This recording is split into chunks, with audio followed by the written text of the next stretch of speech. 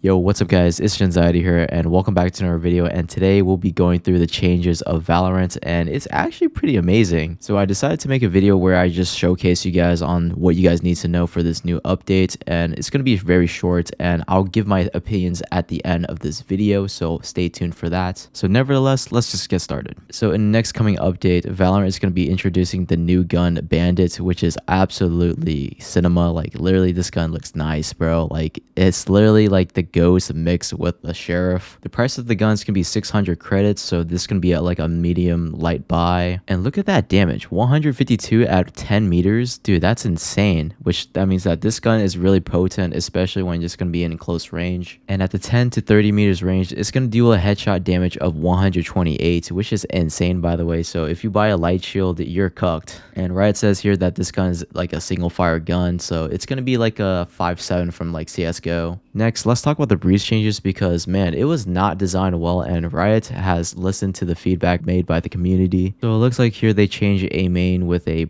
big concrete wall slab. I don't know how to say it, but it's just a big wall that's just added on the right side of the entryway. Next, they change a site, and this is what it looks before and this is what a site looks after, and you can see that the pyramids are now separated a little bit more wider compared to than before. And you can see that the orange box is now moved diagonally compared to when it was at the before state. And it looks like backside is going to have a brown box where people can just hide there, and there's going to be like a cubby on the right side. So that's pretty cool. And they changed a link to this to this, and you can see that the brown box has moved slightly towards the entryway of a main. But yeah, there's a lot of things that I can't really describe, so I'm just gonna let you guys just look at the image.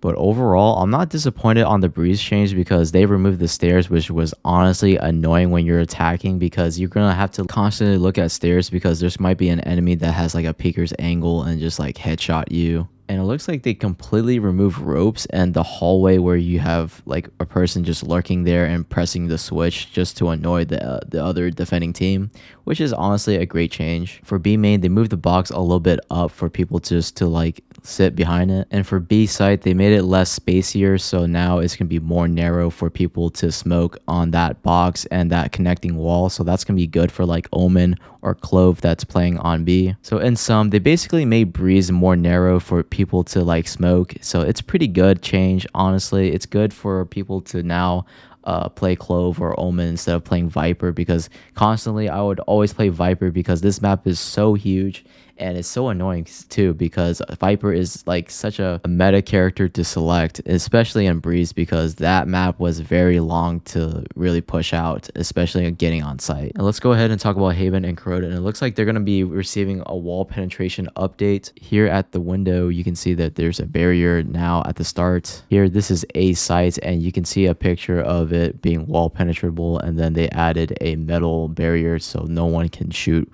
with an Odin, and then they also added a metal barrier for the other side so that no one can shoot an Odin when people are planting on B. And then they added a new mode called All Random One Side, which is a fast-paced 5v5 limited time mode. And so this is how it works. You're assigned to a random agent every round with no duplicates per team, and agents are all available regardless of ownership, and it's going to be a single site which is randomized, and it will be revealed during the buy phase. And it looks like the abilities will recharge throughout the round, and full charge abilities are granted each round with no cost. And it looks like Harbor's going to be getting a buff, so his Storm Surge no longer requires line of sight to near sight or slow players. The explosion windup is decreased from 0.8 to 0.6 seconds. The slow duration is increased from 0.6 seconds to 2 seconds, which is insane. And his Reckoning is slow duration is increased from 0.6 seconds to 2 seconds. Breach also got a buff. His flashes are now faster. The projectile speed is increased by 20%. His fault line, which is his stun ability, is increased from 7.5 meters to 8 meters. That's the width. And finally, Tejo has a buff. His concussive duration is decreased from 4 seconds to 2.5 seconds. The stealth drone reveal type has been changed to fully revealed, and his pulse radius is decreased from 30 meters to 16 meters. But yeah, that's it for this video, and I am tired, guys. Genuinely, I want to talk about the toxicity and the MMR changes that Riot has promised that players are going to be